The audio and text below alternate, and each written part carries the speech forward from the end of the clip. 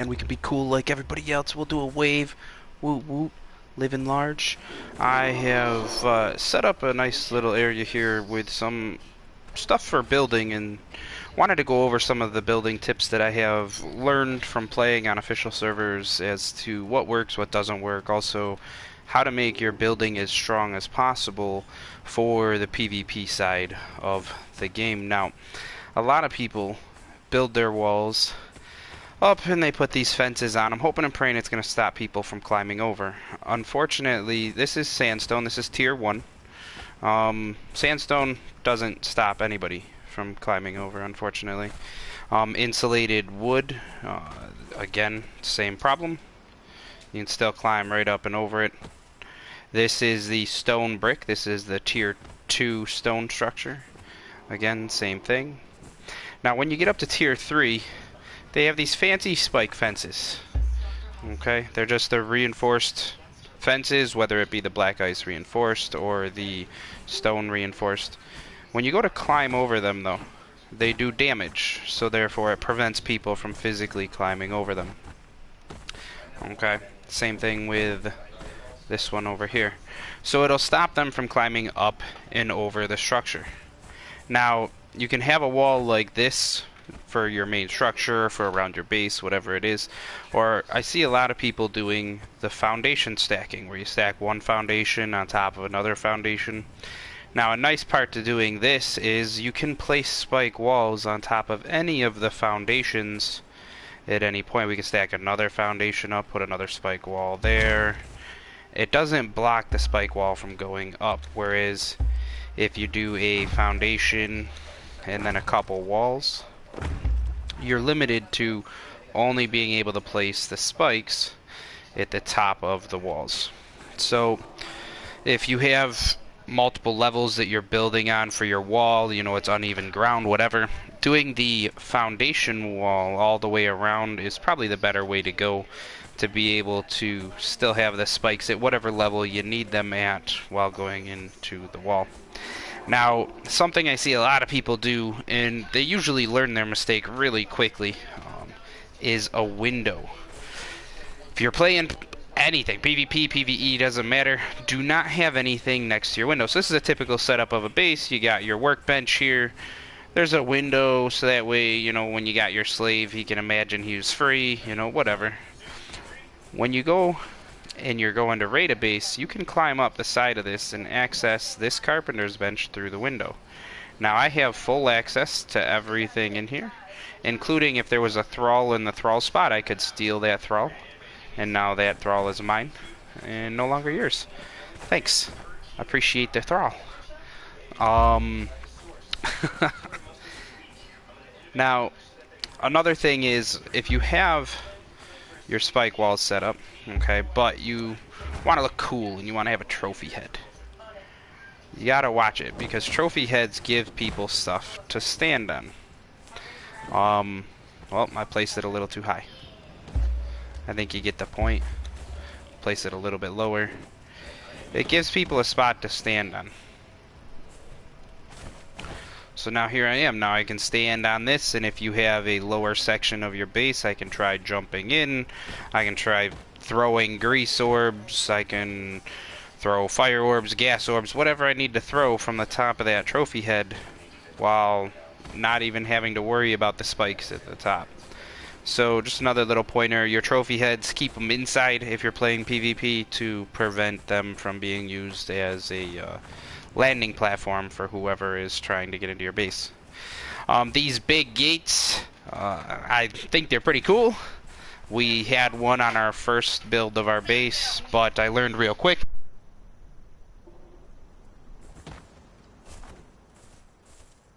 When you go to climb over these, you can climb all the way up to the top of them, and even though there's all these fancy spikes at the top, they don't do anything. So you still have to place your spike walls at the top of these in order to prevent people from climbing over. And then you need to have your surrounding wall at least as tall as this big gate in order to prevent them from climbing over it. Now, there is some other designs you can do to prevent that, but most basic design, just have your spikes at the top and have your wall matching the size all the way around. Now, one thing I have found a lot of people don't know is you can change the height of your structure. I see a lot of people online talking about the fact that the grass, after they place the structure, the grass still shows through it. I mean, if that's something that you care about, you can easily take and just adjust the height by pressing the triangle button to crouch, and R2, L2 will increase or decrease the height of the structure, and there you go, no more grass. Yay! I have noticed a couple spots.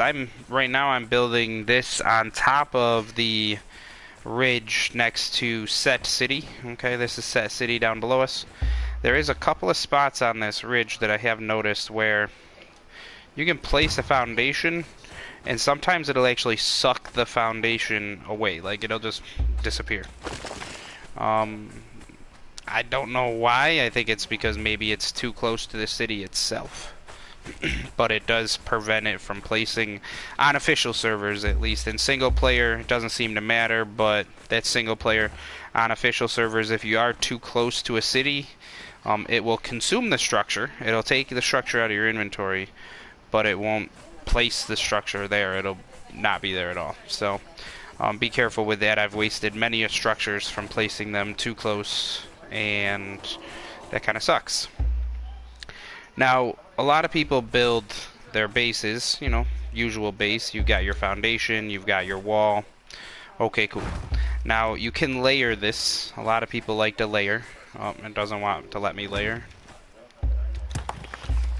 So you can layer this any way you want. You can place the, you can place a breacher chamber, another wall, or you can stack a foundation on top of a foundation. Now they would have to blow through a 100,000 health foundation, then a 70,000 health wall. But personally, what I like to do is say the hell with the wall, and we use, on our official server, we use these fence foundations. Now a lot of people don't know it, but fence foundations act just like walls in this game for some weird reason. Now you've got a wall. Now if this foundation wasn't here, that's still able to be placed. Now you can attach ceilings from it like a normal wall. If you place 2 fence foundations on each side of a foundation, you can then place another foundation in the middle for layering doors if that's what you're looking to do. Let me see, door frames, here we go. Now I can place a door frame, and a door frame. So now in a 1 foundation space I have 3 door frames to be able to layer those doors as much as possible to prevent people from coming in. You can layer walls that way as well if you don't want to go with the fence foundations. I personally think the fence foundations look a lot better than the walls, and they also look a lot better than the foundations as well. I do like the looks of these, but I chose on my official server to go with a layer like this. It goes fence foundation, and then on the other side we have a wall that doesn't want to place.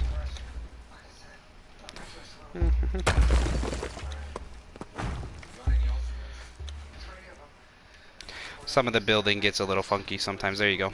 So this is what our official structure looks like. We go fence foundation, wall. Now with the fence foundations, you can't, I don't think you can. Let me see. Pretty sure you can't place a spike at the top. Oh, you can. Look at that. So you can place a spike wall at the top of them just like a normal wall, or just like a foundation to prevent people from climbing them. So they do act basically like a normal wall without... oh, I never even showed it. Duh. They have 90,000 health compared to a wall having only 70. So you're getting an additional 20,000 health. Has almost the same health as the 100,000 health foundations. So this is a really good object to use to bridge the gap between the cost and the strength of the foundation and the wall difference. It is a good medium ground. It does take a little bit more than the wall to make, but it does take a little bit less than the foundation to make. So just a good little pointer for that right there is to use the fence foundations instead of walls if you have access to those resources. Other than that, that's pretty much it for the building tutorial I had for you guys today. It was just mainly going over some basic stuff, a lot of the questions that I see online as to what works, what doesn't work, how to prevent people from climbing into your base, how to layer structures, as well as how to increase and decrease height of structures so that way you can prevent something as simple as grass from getting into your base. Until next time.